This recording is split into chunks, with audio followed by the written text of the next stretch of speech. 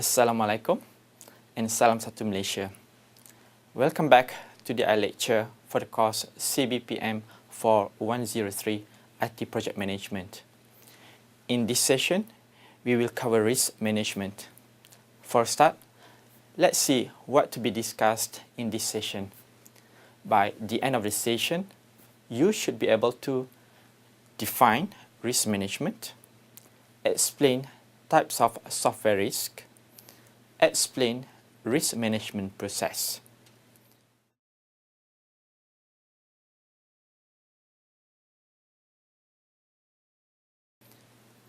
In an IT project, you will face a lot of risks. As the project manager, you need to know on how to manage risk effectively. To manage it, you may follow a risk management process, which consists of risk identification, risk analysis, risk planning, and monitoring. Okay, now, what is risk exactly? Do you have any idea? It's very simple to remember. A risk is a probability that may occur for positive and negative impacts. Project manager should identify risk and prepare a plan on how to minimize or avoid it. As you can see here, project risks affect three areas. First, project risk where it makes project schedule to be longer or more resources are required than planned.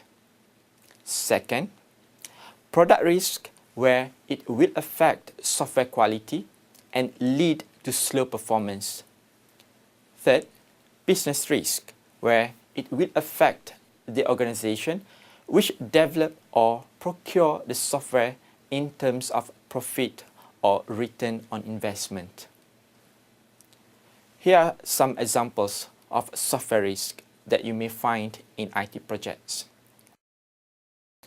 Let's take a look at one of it, such as staff turnover. In any IT projects, this is a very common risk where project members may leave the project before it's finished. This is why the project manager should foresee this risk to happen and prepare a plan if this really happens.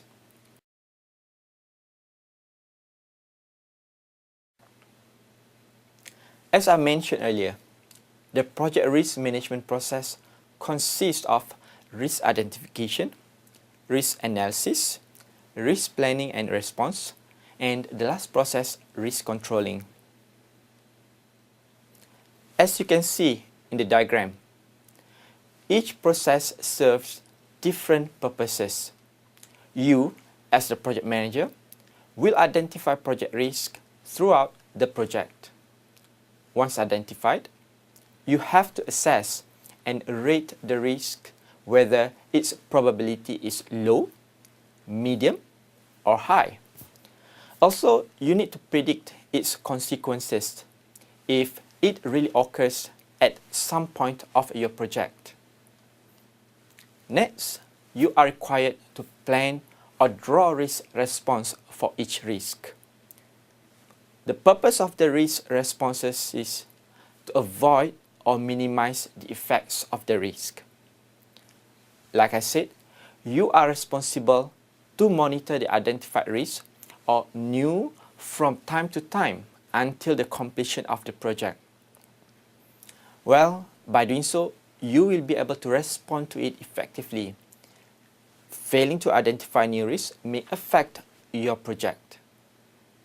When identifying risks, the risks have to be categorized according to the categories as shown here, such as technology, people, organizational, etc.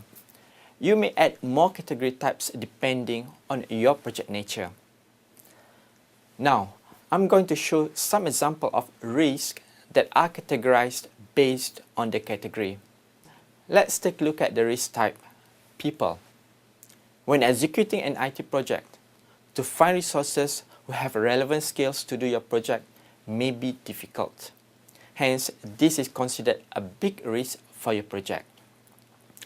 Next, once the risks are identified, you must assess its probability and seriousness. The process is important because you need to determine the complexity of each risk. This enables you to plan the degree of responses to the identified risk based on its complexity. When planning the response, you may consider whether the responses will be able to be eliminated, mitigated, deflected, or accepted the risk. Eliminating risk means to totally avoid or remove the risk from the risk list. For instance, you may stop and scrap the project. Mitigating risk means it will not be totally avoided or removed from the list, but you can try to reduce its probability or impact. For instance, you may proceed with the project, but somehow you still have precaution measures to cushion its impact. Deflecting risk means you transfer your risk to other parties. For instance, if you buy a car and insure it with an insurance company. If anything happens to the car, the insurance company will take risk and do necessary things. Lastly, accepting risk means you do not do anything to avoid it. When it comes, you just simply accept it without doing anything. Let's take a look at the process. Risk monitoring and controlling. As a project manager, you are required to monitor the project risk constantly. Besides, you will report key risks to your management.